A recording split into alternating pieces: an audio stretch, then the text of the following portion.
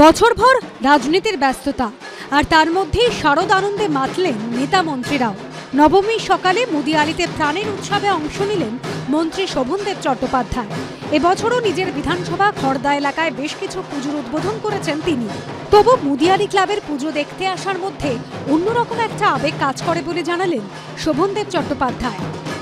এখানকার আমি 24 বছর এমএলএ ছিলাম, এদের সঙ্গে আমার হৃদয়ের সম্পর্ক, এবং আমি এখানে না এসে পারি না। চলে গেছি খড়দায়, ভবানীপুর হয়ে খড়দায় চলে গেছি, কিন্তু খড়দায় আমি করেছি 41টা উদ্বোধন করেছি, কিন্তু আমার পুরনো জায়গায় আজকে ঘুরতে বেরিয়েছি। জেল থেকে ছাড়া পাওয়ার পর প্রথমবার মেয়ে সুকন্যাকে নিয়ে নানুরের হাটশিরান্তি গ্রামের বাড়ির পুজোতে এলেন অনুব্রত মণ্ডল। প্রায় 150 বছরের পুরনো পুজো, ছোটবেলার পুজো স্মৃতিচারণ করলেন তৃণমূল নেতা। বাড়ির পুজো একটা আলাদা ইমেজ, একটা আলাদা জিনিস। ছোটবেলা থেকে আসতাম হাফ প্যান্ট পরে, তখন গোটা গ্রামে কাদায় পড়ে যেতাম, একটা আলাদা এনার্জি ছিল। বাড়ির পুজো যেমন হয়, আত্মীয় স্বজন ভাই বোন সব এক জায়গায় থাকে, এটাই ভালো লাগে।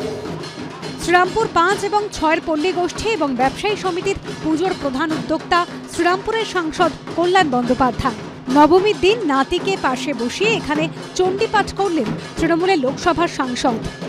সবাইকে আমার শুভেচ্ছা জানাই, মায়ের কাছে প্রার্থনা করলাম সবাইকে ভালো থাকুক, সবাই ভালো থাকুক, সবাইকার ভালো থাকাটা জরুরি। সারা বছরের অপেক্ষা থাকে, নবমী এলে তো একটু মনটা খারাপ হয়। নবমী সকালে পুরুলিয়া শহরের চাইবাসা 16 আনা দুর্গাপুজোর মণ্ডপে যান পুরুলিয়ার বিজেপি সাংসদ জ্যোতির্ময় সিং মাহাতো। কুমারী পুজোও করেন তিনি। দুর্গাপুজোর মহানবমী, অন্যদিকে নবরাত্রির নবম দিন। গোরক্ষপুরে মন্দিরে কুমারী পুজো করলেন উত্তরপ্রদেশের মুখ্যমন্ত্রী যোগী আদিত্যনাথ। বৃহস্পতিবার গুজরাতের ভুজে সস্ত্রীক পুজোয় অংশ নেবেন প্রতিরক্ষা মন্ত্রী রাজনাথ সিং। সশস্ত্র বাহিনীর জওয়ানদের সঙ্গে পালন করবেন বিজয়া দশমী। ভাস্কর মুখোপাধ্যায়, সন্দীপ সমাদ্দার ও সৌরভ বন্দ্যোপাধ্যায়ের রিপোর্ট, এবিপি আনন্দ।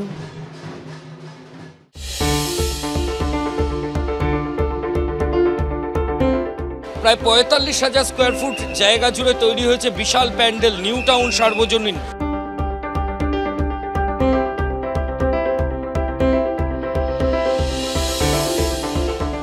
তিনটে লেয়ারে প্যান্ডেল তৈরি করেছেন এখানে শিল্পী রিন্টু দাস।